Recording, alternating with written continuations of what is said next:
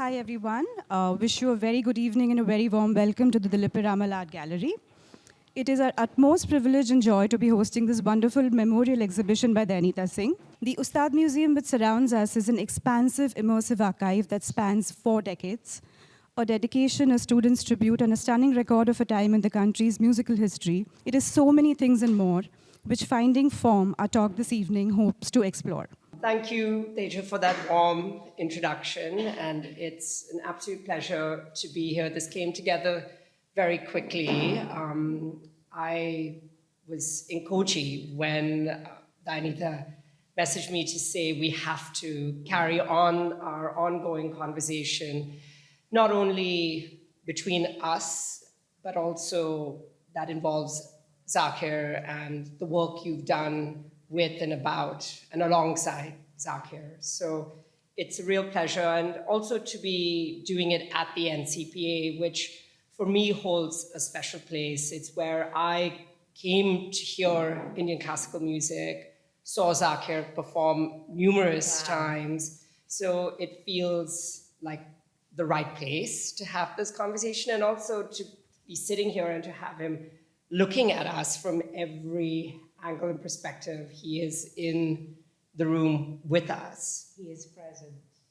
So I thought for the conversation, maybe to begin, what we could do is to really review and recount, chart the journey that these images of Zakir have taken to arrive at the Piramal Gallery in this exhibition, in this configuration, and then which would naturally lead us to talking about exhibition itself, and then finally maybe reflect on how he has impacted you and your making as well. So maybe I'll start with when I came to know of your collaboration with Zakir, which was in 2013, when Dayanita had a Hayward exhibition survey curated by Stephanie Rosenthal. And I was very surprised when I was at the opening and encountered this slim book of about 80 pages, 21.5, 24.5 centimeters, tacked on the wall. And I didn't know that this book was part of your publishing history, and which intrigued me immensely. And then we had the opportunity to talk about it a bit further when you invited me to contribute to Parquet in 2014, and asked me what I would like to write about. And I said, can I write about this book from 1986, which you don't seem to have really spoken about since it came out? And that's when I came to learn of its own life, which was short-lived. The 2,500 copies that were published by Himalayan Books did not find many takers and were pulped pretty soon after. And then you also sort of not disavowed the book, but decided not to really include it in your CV or to speak about it. And it was a decade and a half later that you went back to bookmaking. So that was my first engagement with the book. And then talking to Dayanita about the book, when I was writing the text, I felt that it was actually extremely important and critical. For me, it held many of the ideas and thematic preoccupations that you see unfold in subsequent bodies of work.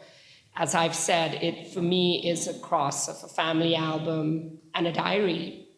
And what was remarkable about the book was that you had designed each page individually. And I came to understand this even better in our subsequent conversations around the book, which is, so jumping a few years ahead, in 2017, I was curating a show for the Drawing Room called Everything We Do Is Music, which was charting the relationship between various artists, Western, non-Western, Indian, who had been inspired by Indian classical music and how that informed their work in various ways: figurative, abstract, non-representational. And it felt essential that Dayanita's work and this book particularly be represented in that show. And so I think my request was to show the book, because you had not made any exhibition prints of... to show the dummy. To show that, no, I had come to you first to show the actual book, the way it was exhibited at the Hayward.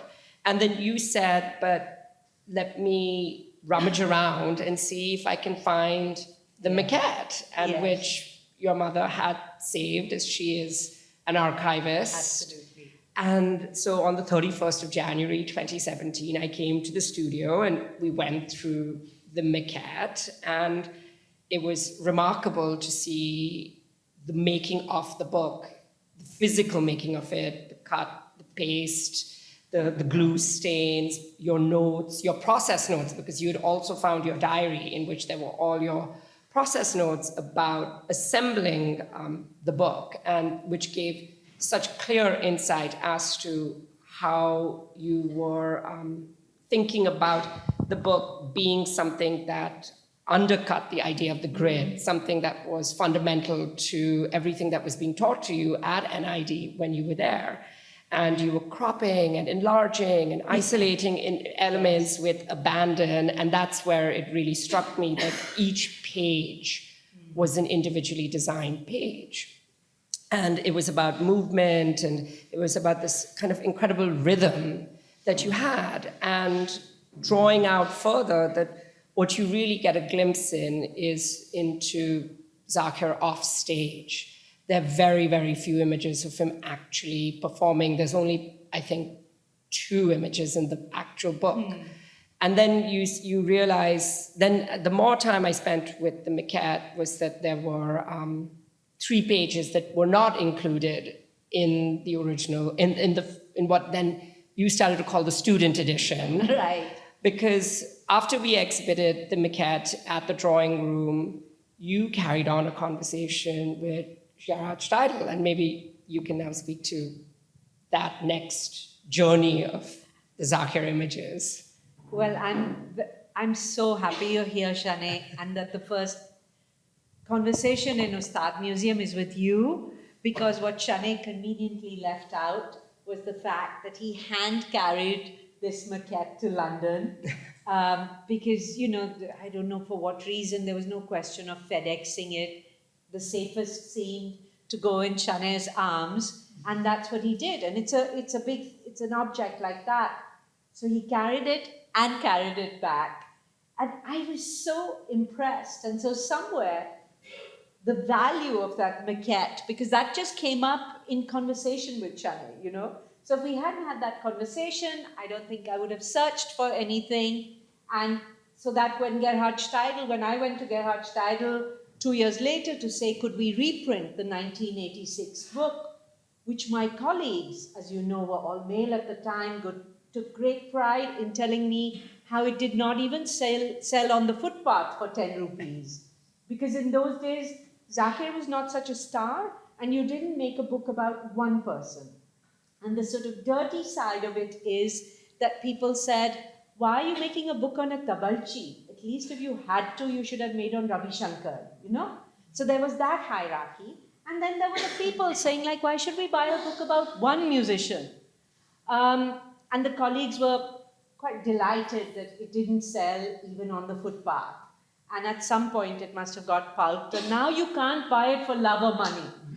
That very first edition, and I love it because it's so poorly printed, but it has so much emotion, and no Steidl book can come close to it.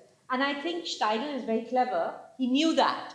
So he wasn't going to compete with that book and just make a better printed version of it. He looked at the maquette and said, we're going to print this, because people don't know how books used to be made. And now it's all InDesign, and the cut and paste is so important. And so that's how the Zakir Hussain maquette got done. And when he decided to make a reader for it, you know, there was nobody else I could ask except Shanay. And so it was back to Shanay, and I feel like he's really indulged me always in sort of giving in. And I asked him, but I didn't bully him to do it.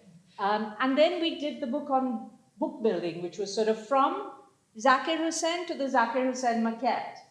It was from 1986 to 2019, because I think, Shanay, when I made the book in 1986, I knew what I wanted to do with photography, because that's what my mother used to do. All photographs were made into albums with some kind of a sequence and some kind of a story. But at that time, especially since my book had seen almost no takers, I was really disheartened and subsequently became known as Zakir Hussain's photographer. And so by the time I went to study at ICP in New York, I started to hide the book because it seemed so immature compared to, the studied photograph, like it was so casual. And now I would give my right arm to be able to photograph like that, with that kind of ease. But I should also say that not only am I a photographer because of Zakir, or rather because of the organizer who pushed me, because of which I met Zakir, and I said, someday I'll be an important photographer, and then we'll see. And now I am a fairly important photographer, and I hope he's seeing. He did see once in the Venice Biennale in 2011. He saw my work, and he was on the film jury. He sent me a message saying, so proud to see your work at the Venice Biennale, because he knew what the Venice Biennale meant in those days to an artist. And I couldn't help being cheeky. I sent a message back saying, see, even I'm a star now, exclamation mark. Immediately his SMS came back, sweetheart, I hope you never start to believe it, because the day you do, it will be over. So that's mentoring, no? Someone who's there to just rap you on the knuckles every time, even in a joke. I mean, obviously I could never be even his toenail, but I just wanted the opportunity to say, even I'm a star. And that was struck down. And that just continued. So we can come back to his influence, but basically, Shanay with the Zakir Hussain maquette, but then Shanay with book building, because then who could I ask to write about the Zakir book? And by that time, I think Shanay was a little sort of like, how often can we keep doing this? But then, when I saw the Ustad Museum, because till I came here, I hadn't seen it all. And it had been a harrowing year to know that Zakir is not physically in the world. Like, how can that be? And then to have to go through all these contact sheets. And just last year, when I showed the work at the Bengal Biennale, I don't know why men like to take digs at me. So there was this, that kind of guy who said, so how long are you going to keep photographing Zakir Hussain? And I said, till I die. Of course, I will continue. But then I returned for the closing of the exhibition, which he was supposed to play for. And the room had turned into a memorial for him. I don't know why I went there, but I forgot the connection. But anyway, you get the overall picture. So then when I saw this museum, and till it was all installed, I didn't know what it would be like, because, I had not seen it installed like this. And there are about 250 images here. And I just immediately knew that if there was one person I had to somehow have a conversation with, it had to be Shanay. And so I just thought, okay, let me try. And he was right in the middle of Kochi. It was the opening day or the day after. And I said, please. And he said, yes. And here we are. So it's as an artist, and many of you will relate to that, to have someone who's been alongside in these sort of what must have seemed like experiments to me. I didn't know what I was doing. To have this one person who was just sort of a support, witnessing, but also this incredible writer and thinker, One is to have my mother who's like, yeah, you must keep photographing him and it's a good archive and someday it'll be an important archive. But then to have this brilliant mind alongside was incredible. So thank you so much, Shanay.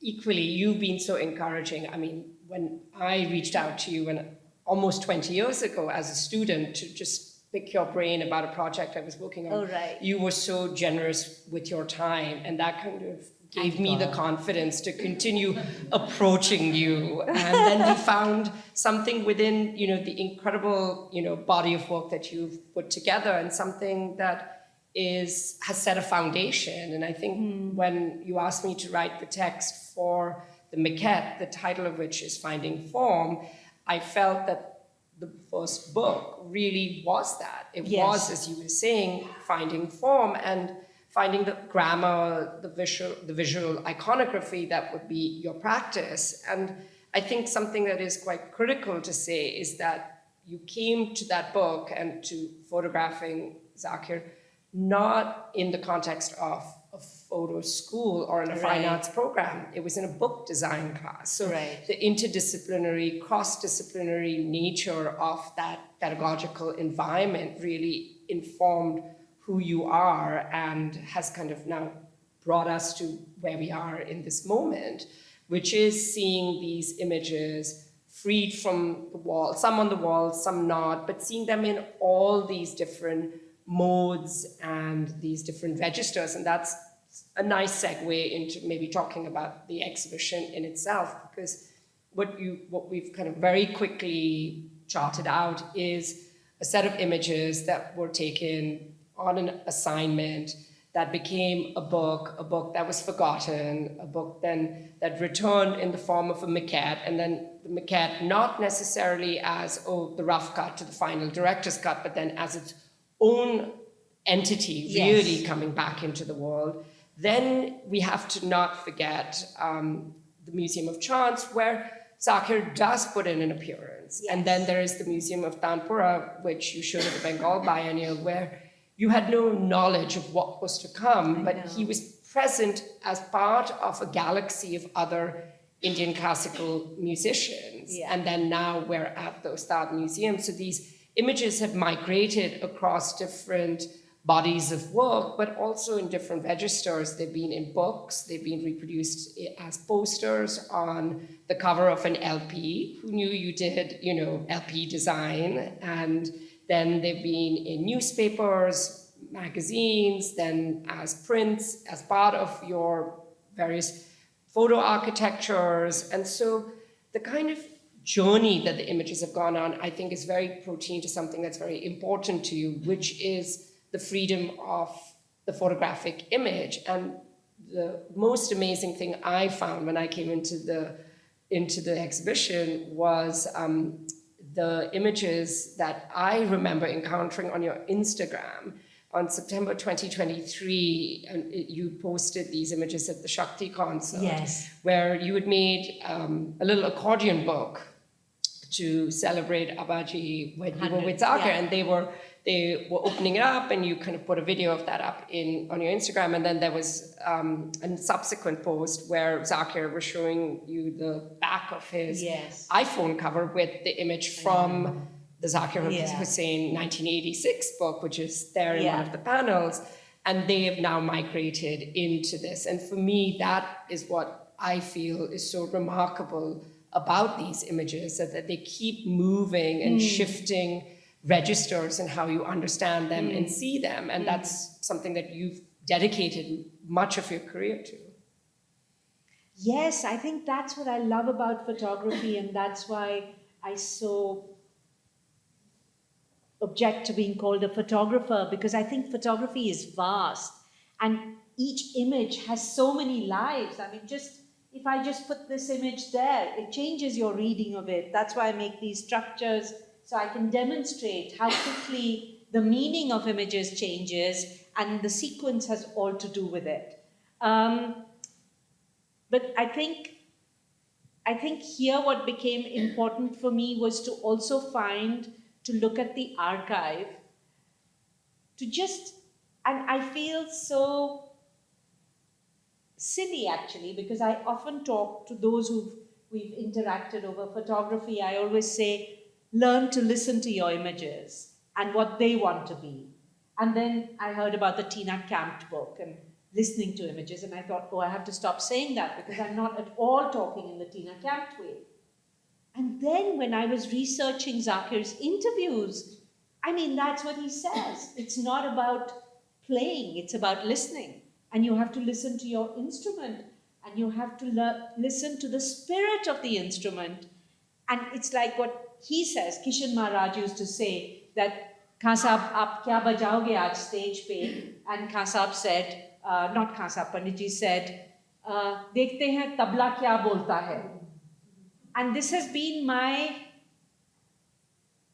teaching, if you like, to say to people, learn to listen to the images. And now in doing this, I realized so much of what I thought was my own take on photography was just coming from this great mentor that I had. I mean, today I feel like the luckiest person on earth to have had a mentor who could actually say, you know, don't ever start to think you've done. You know, till August last year, when Zakir came to India for the last time for Guru Purnima, he said, "Main is like nahi hoon." They tried to felicitate him. He said, "Main is like nahi hoon कि मेरा जिक्र किया जाए, अभी तो शुरुआत है." So it wasn't false humility. He said it again and again, the importance of being a student and the importance of learning. So again, I forgot where I went, because this is like a Pandora's box for me, and this exhibition too. And I think Zuleika, a student of his, I think is here. For anyone who's known Zakir, it's one kind of Pandora's box. But for other people, and I've seen people come in who don't necessarily know, have not known Zakir, I think it's photography. It's the power of photography that moves you when you see the photography of the same person for 40 years. And that's something that nothing can take away, you know? You can say, oh, my kid can photograph and my mother can photograph and all that. But so I think a photographer in the future is really someone who can be an archivist.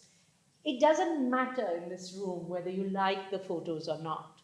They're reasonably okay, so that helps. But it's not a necessity. There are images over there that have scratches through them. The table tennis image is completely blurred. Does it matter? No. What matters is that I made the images, and what matters is that my mother somehow kept that LP cover and kept the newspaper from 1986, which is Sunil Sethi's review of that Zakir book. And she kept that book too. So somehow the idea of the archivist, the photographer as archivist, is my takeaway for photographers from this exhibition. And of course it helps that it's Zakir, but just to see 40 years, to see someone's life over 40 years is, I don't know, somehow life-affirming. It's very true. What I said to you was that when you started photographing him, he was not the maestro or the Mozart or the tabla or the Ustad or the modern guru, all the titles that have been bestowed upon him very rightly so, but he was a musician who was finding his way. And yes, he had some celebrity, but he wasn't who he became.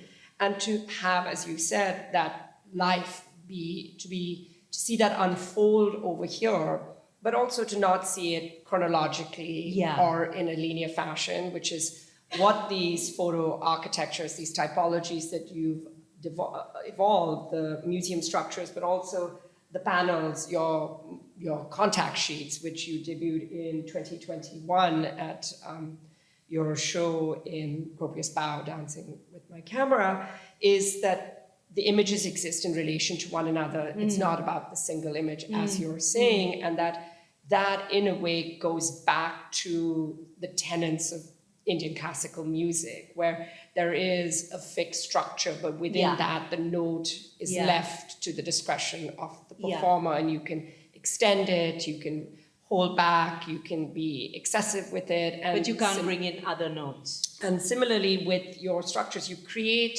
that framework, and then within that there is play, in a sense. And that is one of the things I feel that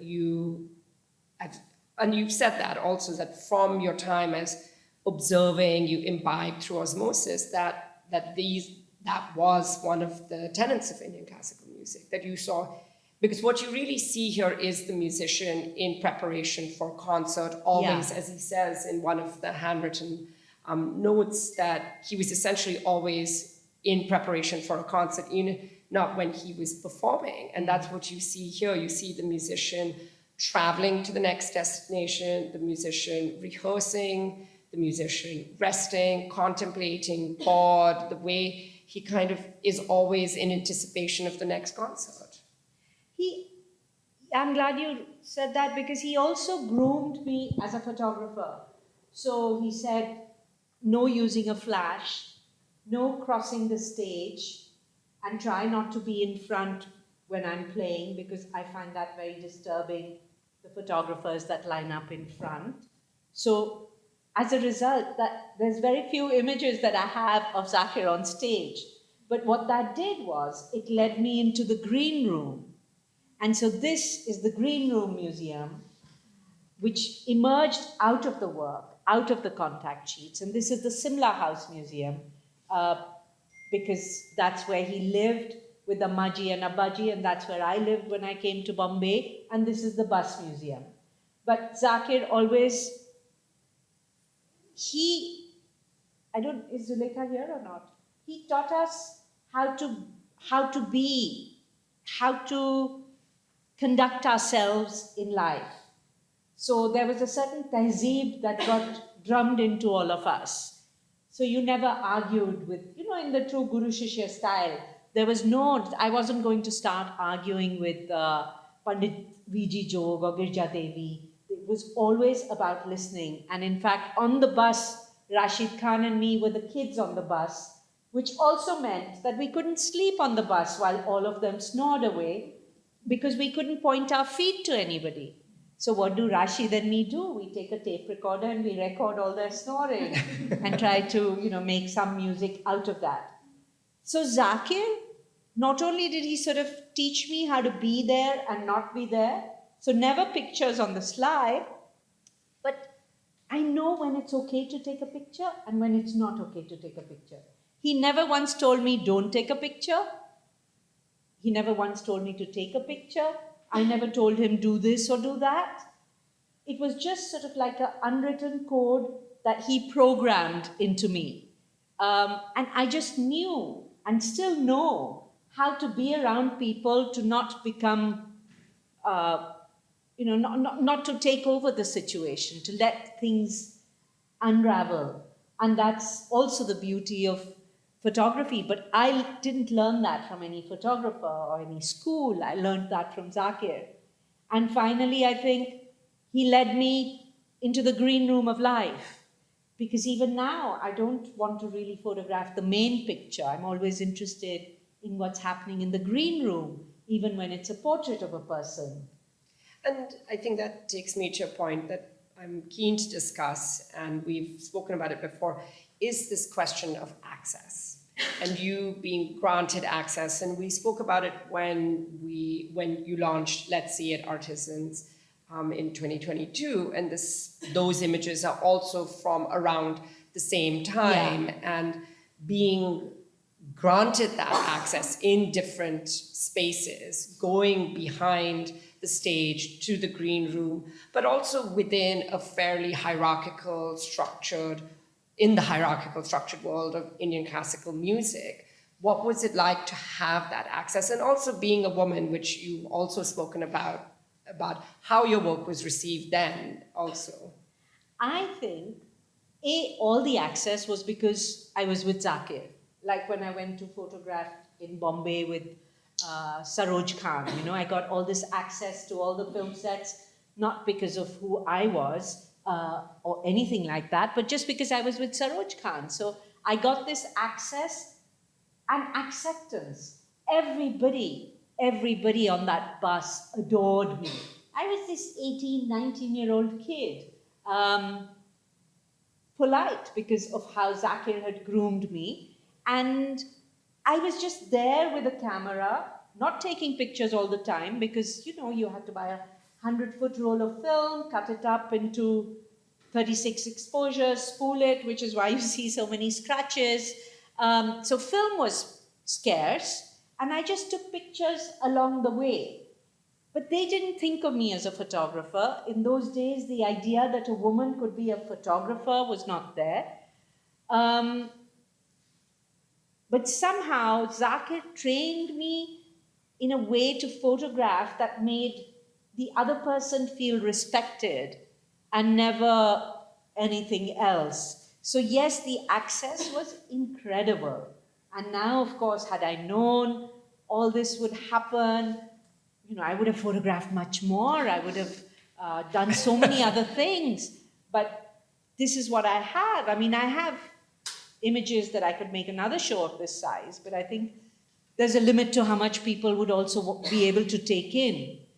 But yes, there was the book in 86, and there was Parquet in 2014. And there was the maquette in 2019.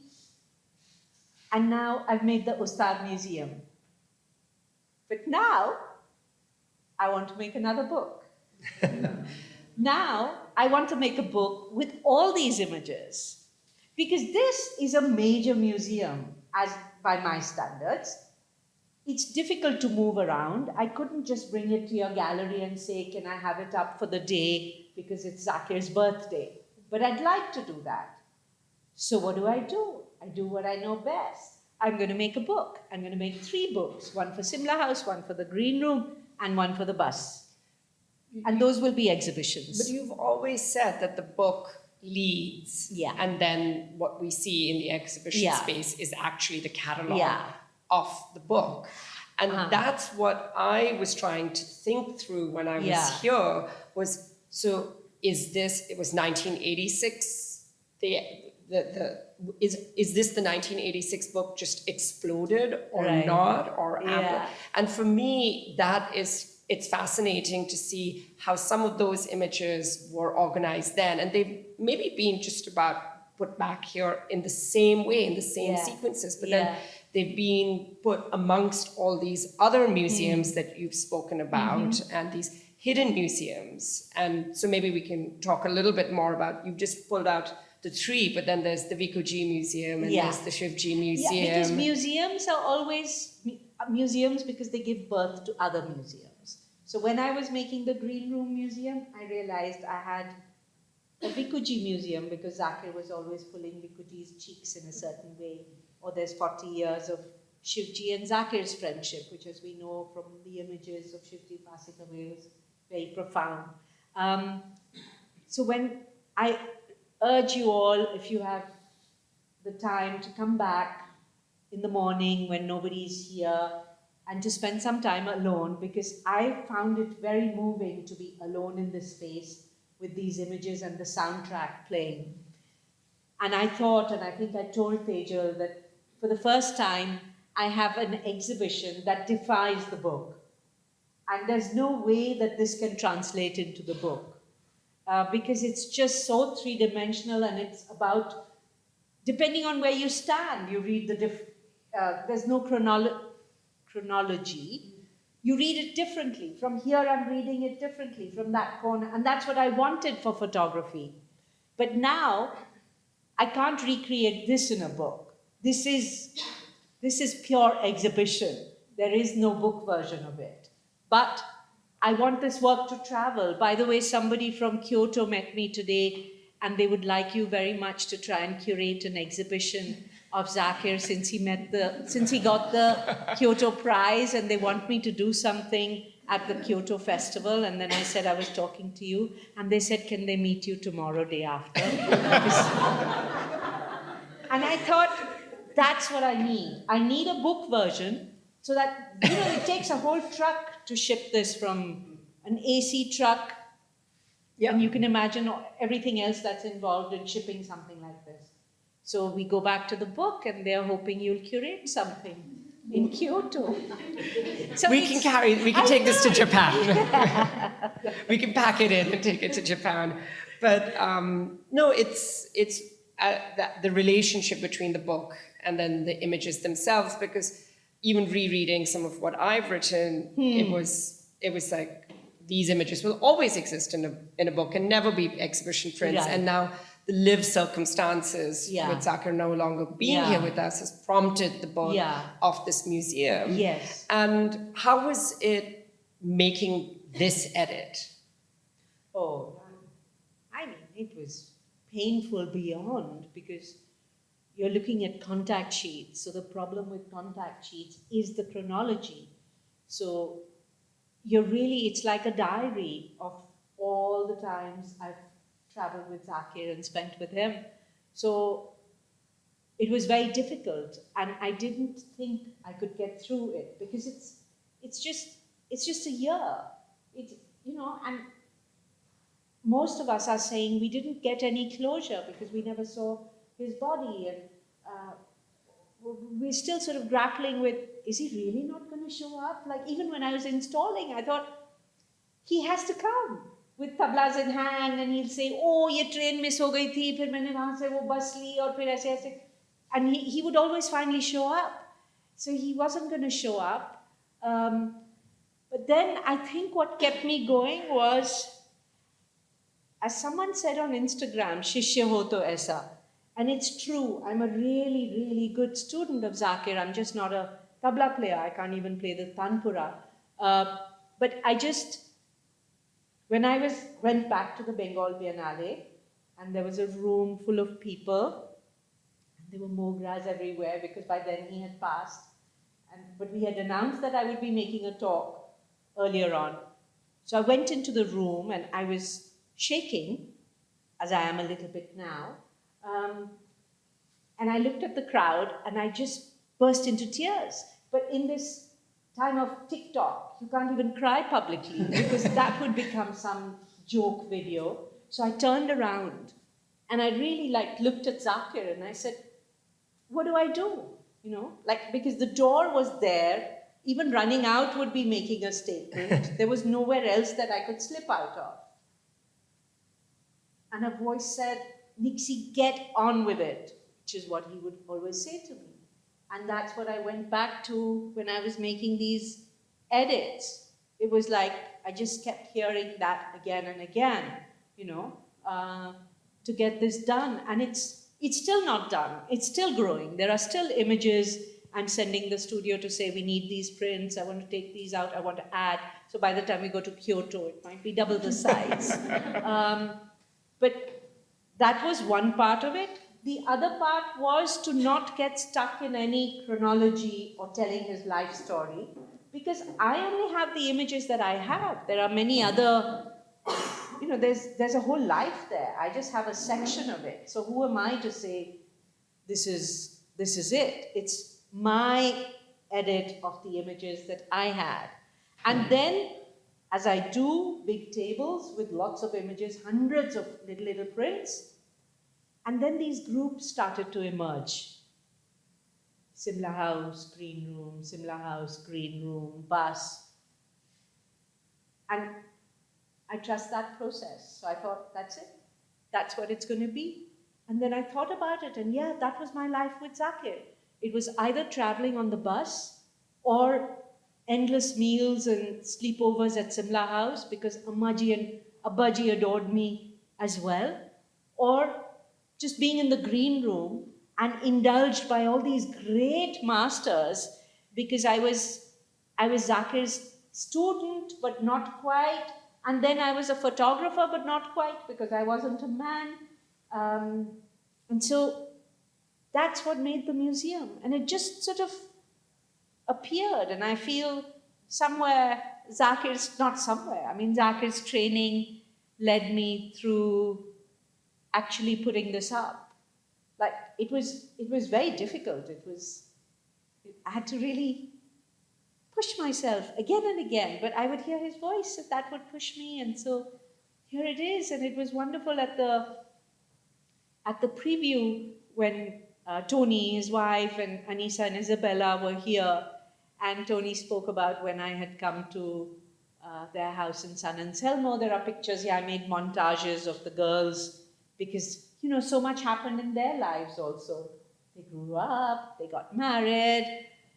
So there are all these subtexts in the museum, and once if you do come back, you'll probably say, okay, I actually am seeing something else. And my ideal situation would be, we can try this in Kyoto, is where people come in and we decide, okay, can we just have a wall of all the tablas? Can we just have a wall of Zakir's embraces? I mean, I didn't have enough. I have about 50 beautiful portraits of Zakir embracing people because he just had this wonderful, real embrace, you know? And that's the Vikuji panel. Yeah, I mean, yes, it's two incredible musicians, but for Yeah. me, it was about the gesture of hugging Yeah. and camaraderie Yeah. and affection and a complete comfort with Yeah. one another. And Yeah. that's what, in the musicians' bus also you see. But the other thing that sitting here, for me, this feels very different than some of your other museums, which are also, they're comprised of many images that are Yeah. devoid of people. Yeah. And here there is a person in almost every image, and the ricocheting of gazes through the space, because you're essentially seeing different eye lines meeting one another, not meeting one another, crisscrossing, and it becomes very dynamic. It feels very physical in a way that I think with some of the other museums, Museum of Photography or Museum of Shedding, Yeah. they're much more restrained Austere, and yeah. austere, and this doesn't have that. And then also to have the little text panels by the photographic panels. Till this point, I was always reading your images and the way you edited through, the tenets of Indian classical music, and that Zakir facilitated that, he drilled that into you, he gave you that access. But then what I started to realize is that, and you've always spoken about your relationship with him in terms of guru shishya, student pupil, mentor, but then it shifts registers for me at least. You become friends, you become creative collaborators. And something that he says, and I think that text panel over there are two paragraphs, and the first one is about the energy he's got. And he's like, I have to just go out and keep doing this. I have to perform now because I won't have this energy later on in life. And then he says, I have something to say, I have something to give. And I feel that you have completely now embodied both those tenets in a way that I had not fully anticipated. The first being, as you said, about being an archivist. And there were two individuals who told you, he, of course, by saying that, encouraged you to keep shooting, but Walter Keller also, and that's why you basically didn't make a book for 15 years and just kept building an archive. But now you're out there talking about making books about photography in the context of a community. And so maybe we can reflect on that before then opening up to others for questions. Well, I think one aspect of photography that has not been explored, to the best of my knowledge, at all is photography as a form of friendship. And I think, we're here together. We've had this conversation for 20 years now. It's through this medium, but Mona would not be in my life in the way that she was if it were not for photography. Zakir would not be in my life were it not for photography. I think most of my world is friendships that have come through photography. And because when one starts to think of photography as friendship, I think it changes your relationship with the medium and yourself. There are little girls that I photographed who are now young women doing amazing things. And it's always very emotional to meet them because I was in their room, a picture is hanging where they are looking at me, looking at them. So without their knowing it, I'm present. And so when we meet, it's sort of overwhelming. And I think it's something to really think about if we talk more about photography as friendship, some of the tensions that are there around photography and being photographed also shift. Because then once there's friendship, a whole different tehzeeb comes into it, no? Then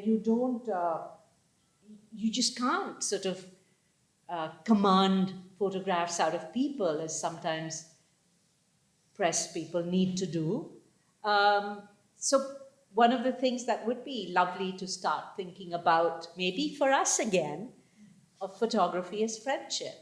Definitely. And the idea of significant creative collaborations and how they impact both individuals in differing ways. I mean, think about Mona as well, who, was another companion of yours, and the agents she started to take then with regard to your images. And so I do think that, yes, for me, it's of course seeing him shift through all these registers in this exhibition, but also your evolving relationship and friendship with him. So on that note, should we open it up for some questions, if there are any? So how did Zakir respond when you saw the photographs? Did he participate? Oh yes, absolutely. In Did fact, he say that I love these and no, this doesn't work, and did he ever say to you that he didn't like anything that you did? no. But how would he have responded, say, if you saw this? He would have something funny to say. I remember when I showed him those photographs, he said, I don't make all those faces. And I said, yes, you do. And there's someone in the room who reminded me of this story. And apparently after that, he stopped making those faces. And today, of course, every tabla player thinks they can drop their lip and play like Zakir Hussain, That's how much those expressions have become. But no, he never said he didn't like a photograph. He never said, don't use a photograph. But he was very interested in my photograph. He saw me, I was his prodigy. So it was more how to encourage me. And at one point, we had a wonderful idea, and I wish I had pursued it. You see a little bit of it in the book, where he was handwriting the captions for me, but his own take on them. And you, Shanay, will appreciate that for 1986, that was quite a radical idea, where you handwrite captions that you are in the photograph of, And the captions weren't descriptive. They No. were more reflections or thoughts or ways of just him ruminating rather than it being explicative of what is actually the image that you see alongside it. Yeah. And then also the captions really become they're very few in the book, because in your process notes you say, yes, there should be lots of voices. Yes. You interview so many other musicians. You have all of their handwritten captions and notes, but you really pull that back in the final edit of the images and of the sequence. There are very few text panels in there. yes, because he got busy then, and I thought we would have all our lives for him to sit and write to my photographs. He was not supposed to go. I thought I would go, and then how do I take care of his archive? But you don't expect someone like him to die. Like he lived forever. Would you say that the museum, this museum, prompted itself because of his passing? Absolutely. We wouldn't be sitting here right now. You wouldn't have made this if he was still with us. Because I had to photograph him forever. And he was going to be there forever. So no, the museum would not have happened. But what I regret very much is that I started to self-censor Zakir images. So when I made the Museum of Tanpura, which I showed in Calcutta, there were not as many images as there could have been of Zakir. And the same with Shumantra Ghoshal made a film, beautiful film. He made 4 films, but one very beautiful film called Speaking Hands about Zakir. And Zakir was amazing. I said, no, I don't want to be part of it. And he said, and I said, I am tired of Zakir Hussain's photographer written on my forehead. I have to become my own person. And he was fine with that. He could have told me, whatever. He could have said anything, and I would have had to listen to him. Like when he did Abaji's 100th birth anniversary, And we all marched down Marine Drive with these flags. You see it in one of the pictures with Abbaji's photos, and there was a day-long program. He just called me 3 weeks before and said, Nixie, Abbaji's Barsi is happening on such date. There's the Piramal Gallery, and I want you to make an exhibition on Abbaji. And I said, I'm also like some busy by then, and I'm doing a lot of things, and I like to do things in a certain way. But it's Zakir, and so I had to do it. So this is my second exhibition here. I did that exhibition because Zakir asked me to do it, like just do it. And it's sort of with that spirit that I made this work. And of course, if he was alive, he saw a version of it when we released the Zakir Hussain maquette. He released the Zakir Hussain maquette and he was reflecting on, he said, you've added these images. And I said, yes, like you. And he said, well, that's Ammaji chastising me. And you're just reminding me of things that are not necessarily, So I said, but that's life. And he said, yeah, that's life. Well done. And then that's when he showed me his phone with my photograph on it. And that was like, I thought, wow, that's something. We got a glimpse of it in the maquette, but can you reflect on the process of sequencing the storybook? Especially because you say that the problem of contact sheets is a chronology. Right. So that being your first book, you being in your early 20s, did the contact sheets weigh you down? Because the sequence is actually quite free. Yeah, no, because there were hardly any contact sheets, no? I was just starting. So what you see on the cover of Let's See is the sum total of all the contact sheets I owned. So it wasn't like now. So there wasn't that chronology. I was working with a brilliant man called Vikas Satwalekar, who was the graphic design person at NID. And I didn't know there are all these rules for photo books. I didn't know any better. I just knew my mother's albums and where she would put together images with a sort of broad story, not too literal. And for me, each page is exactly as you said, was like another thing. I mean, I think I didn't show it around for so long because I was so embarrassed by the design, There's no grade, images are cropped, they're all over. And I'm incapable of doing that now because I've become Dayanita Singh, and I know what...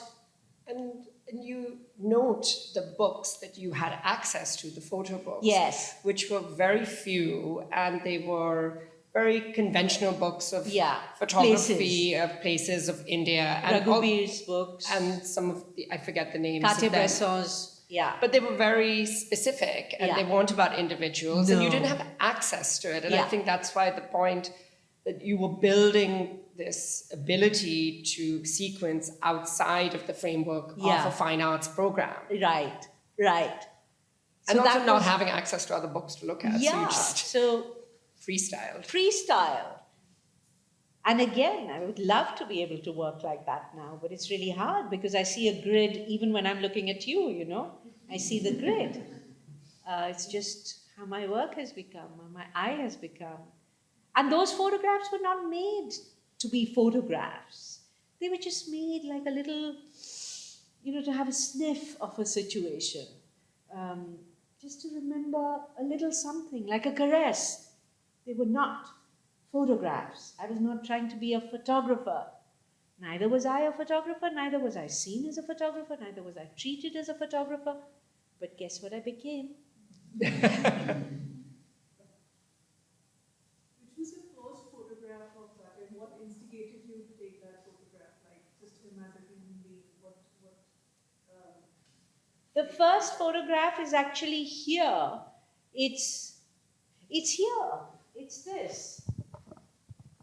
That's when I went along to Porbandar, because Girja Devi was there, Hariji was there, Shivji was there, and Zakir was there. And then there's a portrait of his, even I get confused here, looking in the mirror. That may be the first image. But it's an interesting one. We should find it, because I think it's him looking at me through the mirror. It's somewhere here, happy finding. Oh. The last time I saw him was, let me just do this first. Biraj with Zakir. The last time I saw him was here.